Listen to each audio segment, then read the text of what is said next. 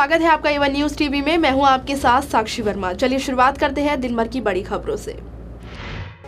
प्रधानमंत्री नरेंद्र मोदी ने नमो ऐप के माध्यम से अपने संसदीय क्षेत्र वाराणसी के बीजेपी कार्यकर्ताओं को संबोधित किया। पीएम मोदी ने कार्यकर्ताओं से कहा कि वे पद के लिए काम न करें और केंद्र सरकार की योजनाएं जन जन तक पहुंचाने में मदद करें। वाराणसी के विकास पर जोर देते हुए पीएम ने कहा कि बनारस हिंदू यूनिवर्सिटी का विकास एम्स की तर्ज पर किया जाएगा और कहा कि काशी पूर्वांचल में मेडिकल हब बन गया है, इसलिए बीएचयू के विकास में गरीबों को अच्छी सुविधाएं मिलेंगी। राफेल डील के विवाद पर कांग्रेस और मोदी सरकार आमने सामने है। कांग्रेस अध्यक्ष राहुल गांधी लगातार प्रधानमंत्री नरेंद्र मोदी और बीजेपी पर आरोप लगा रहे हैं। अब वित्त मंत्री अरुण जेटली ने कांग्रेस पर पलटवार किया है। जेटली ने कहा कि राफेल के दाम पर कांग्रेस लगातार अलग अलग बयान दे रही है और वो खुद कंफ्यूज है। अरुण जेटली ने ब्लॉग लिख कांग्रेस पर हमला बोला और राहुल गांधी से 15 सवाल पूछे। जेटली ने अपने ब्लॉग में लिखा कि कांग्रेस पार्टी बिना किसी आधार पर सरकार पर इस बात को लेकर निशाना साध रही है। केंद्र सरकार की महत्वाकांक्षी योजना आयुष्मान भारत के बारे में बताते हुए पीएम मोदी ने कहा कि इस योजना के तहत काशी में वेलनेस सेंटर खोले जाएंगे ताकि लोग निरोग रह सके। इस योजना की मदद से 10 करोड़ परिवारों को स्वास्थ्य बीमा का लाभ मिलेगा। भीमा कोरेगांव हिंसा मामले में वकील, सामाजिक कार्यकर्ता और वामपंथी विचारकों की गिरफ्तारी पर कांग्रेस अध्यक्ष राहुल गांधी ने एक बार फिर से प्रधानमंत्री नरेंद्र मोदी, आरएसएस पर निशाना साधा है। केरल बाढ़ का जायजा लेने पहुंचे राहुल ने कहा कि देश नागपुर से चल रहा है, हम एकजुट होकर इसके खिलाफ लड़ाई जारी रखेंगे। आपको बता दें कि आरएसएस का मुख्यालय नागपुर में है। राहुल ने कहा कि देश में 2 तरह का विजन है, एक केंद्रित है और दूसरा सभी को जगह देता है। कई मौकों पर खुद को शिव भक्त बता चुके कांग्रेस अध्यक्ष राहुल गांधी 31 अगस्त को कैलाश मानसरोवर की यात्रा करने जाएंगे।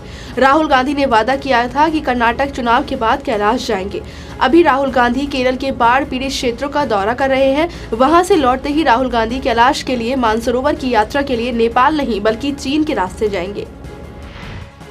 आज समाजवादी पार्टी में हाशिए पर ढकेले गए शिवपाल यादव ने समाजवादी सेक्युलर मोर्चा के गठन का ऐलान किया। शिवपाल ने कहा कि सेक्युलर मोर्चे के तहत सपा में उपेक्षित नेताओं और अन्य छोटे दलों को जोड़ने का काम किया जाएगा। साथ ही कहा कि जिस किसी का भी समाजवादी पार्टी में सम्मान नहीं हो रहा है वो हमारे साथ आ जाए। आम आदमी पार्टी की नेता आतिशी मारलेला के नाम बदलने को लेकर जारी सियासी चर्चे के बीच पार्टी से इस्तीफा देने वाले आशुतोष ने मुख्यमंत्री अरविंद केजरीवाल पर बड़ा हमला बोला है। आशुतोष ने ट्वीट कर कहा कि पत्रकारिता के 23 साल के करियर में कभी किसी ने मुझसे मेरी जाति या उपनाम नहीं पूछा।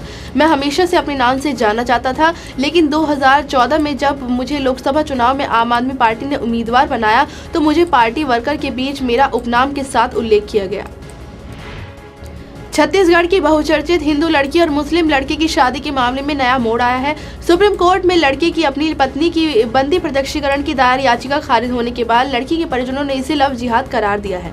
आपको बता दें कि 22 वर्षीय हिंदू लड़की अंजलि और 26 वर्षीय इब्राहिम ने इसी साल फरवरी में रायपुर के एक आर्य समाज मंदिर में शादी की थी।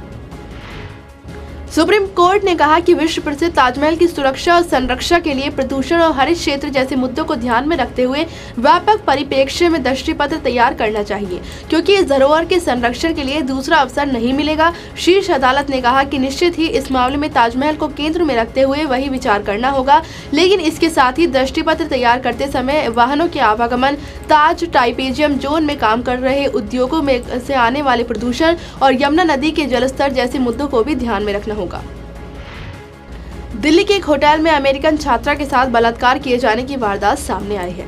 मामला दिल्ली के पहाड़गंज स्थित एक होटल का है। 3 माह पहले 22 वर्षीय अमेरिकी छात्रा स्टडी टूर के तहत भारत आई थी। इसी दौरान वो पहाड़गंज के एक होटल में रुकी थी। वहीं पर उसके साथ होटल में बलात्कार किया गया।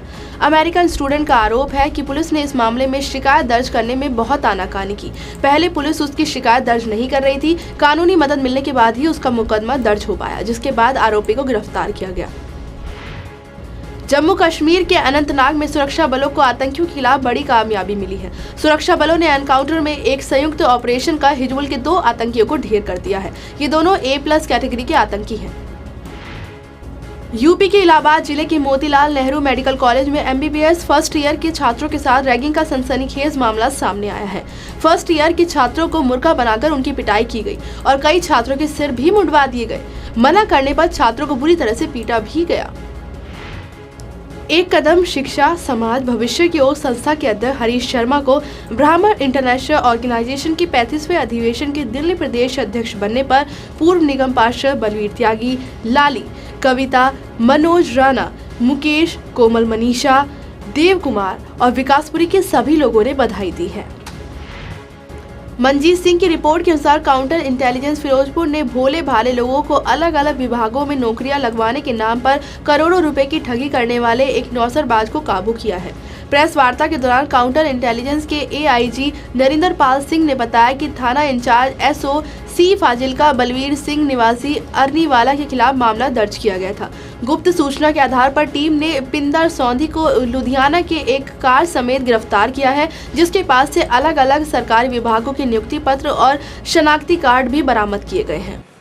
ਇਹ ਅਸੀਂ ਇੱਥੇ ਇੱਕ ਮੁਕੱਦਮਾ ਦਰਜ ਕੀਤਾ ਸੀ ਜੀ 2 ਲੱਖ ਰੁਪਈਆ ਕੋਈ ਸਮਗਲਰਾਂ ਤੋਂ ਲੈਂਦੇ ਸੀ ਵੀ ਮੇਰਾ ਨਾਂ ਕਢਾ ਦਿਓ।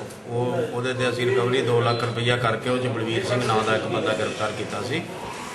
ਪਿੰਦਰ ਸੋਂਧੀ ਨਾਂ ਦਾ ਬੰਦਾ ਹੈ ਜੀ ਇੱਕ ਕ੍ਰਿਸਚਨ ਹੈ, ਮਹਿਲਪੁਰ ਦਾ ਰਹਿਣ ਵਾਲਾ। ਇਹਨੂੰ ਅਸੀਂ 20 ਤਰੀਕ ਨੂੰ 20/8 ਨੂੰ ਲੁਧਿਆਣੇ ਤੋਂ ਅਰੈਸਟ ਕੀਤਾ। ਇਹ ਜਿਹੜਾ ਬੰਦਾ ਹੈਗਾ ਜੀ ਪਹਿਲਾਂ ਜਿਹੜਾ ਅਸੀਂ 2 ਲੱਖ ਦਾ ਪਰਚਾ ਦਿੱਤਾ ਸੀਗਾ ਉਹਦੇ 'ਚ ਵੀ ਉਹਨੇ ਮਤਲਬ ਪੁੱਛਗਿੱਛ ਤੇ ਦੱਸਿਆ ਸੀਗਾ ਵੀ ਇਹਦੇ 'ਚ ਇੱਕ ਬੰਦਾ ਮੇਨ ਹੈਗਾ ਜਿਹਨੇ ਮਤਲਬ ਅੱਗੇ ਪੈਸੇ ਮੇਰੇ ਬੱਚੋਂ ਇਹਦੇ 'ਚੋਂ ਲਏ ਸੀਗੇ ਅੱਗੇ। ਉਸ ਦੀ ਤਫਤੀਸ਼ ਤੇ ਫਿਰ ਅਸੀਂ ਇਹਨੂੰ ਗ੍ਰਿਫਤਾਰ ਕੀਤਾ। ਜਦੋਂ ਅਸੀਂ 20 ਤਰੀਕ ਨੂੰ ਇਹਨੂੰ ਫੜਿਆ, ਇਹਦੀ ਕਾਰ ਦੇ ਵਿੱਚੋਂ ਸਾਨੂੰ ਬਹੁਤ ਸਾਰੇ sub inspector police, Punjab police 'ਚ ਇਨਕਮ ਟੈਕਸ ਇੰਸਪੈਕਟਰ, ਕਾਂਸਟੇਬਲ ਹੈ ਜੀ, ਕਲਰਕ, ਕਈ ਪੋਸਟਾਂ ਦੇ ਸਾਨੂੰ ਉੱਥੋਂ ਉਹਨਾਂ ਦੇ ਆਇਡੈਂਟੀ ਕਾਰਡ, ਉਹਨਾਂ ਦੇ ਨਿਯੁਕਤੀ ਪੱਤਰ।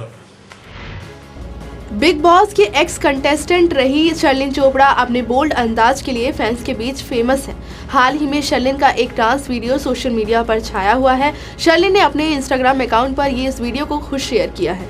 नेपाल में एक कंसर्ट के दौरान इस डांस वीडियो को 1 लाख से भी ज्यादा लोग देख चुके हैं। दिन भर की बड़ी खबरों में फिलहाल मेरे साथ सिर्फ इतना ही। देखते रहिए A1 न्यूज़ TV। नमस्कार।